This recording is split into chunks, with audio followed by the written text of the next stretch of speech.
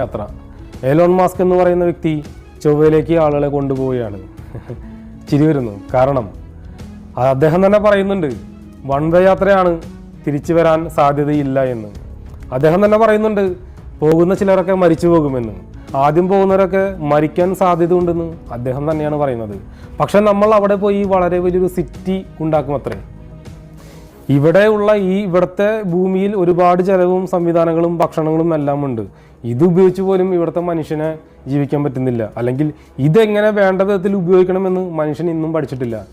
എന്നിട്ടാണ് ഒരു തുള്ളി ജലം പോലും ഇല്ലാത്ത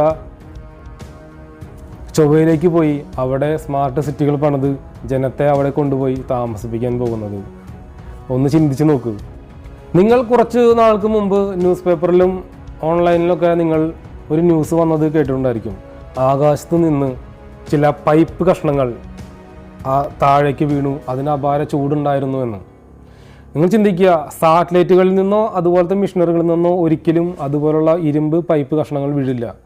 ആകാശത്തിലൂടെ പറന്നു പോകുന്ന ഫ്ലൈറ്റുകളിൽ നിന്നും അതുപോലെ ഇരുമ്പ് പൈപ്പ് കഷ്ണങ്ങളൊന്നും വീഴില്ല. കണ്ടവർ ഇത് പറയപ്പെടുന്നു, ഇത് ഏതോ വർക്കിംഗ് സൈറ്റിൽ നിന്ന് താഴേക്ക് വീണതുപോലെ തന്നെയുണ്ട് എന്ന്. കാരണം അതുപോലെയാണ് ഒരു ഇരുമ്പ് കഷ്ണം ലഭിക്കുന്നത്.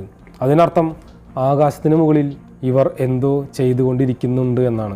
ചൊവ്വ എന്നുള്ള നാമത്തിൽ ഇവർ ആകാശത്തിന് മുകളിൽ എന്തൊക്കെയോ ചെയ്തുകൊണ്ടിരിക്കുന്നുണ്ട്.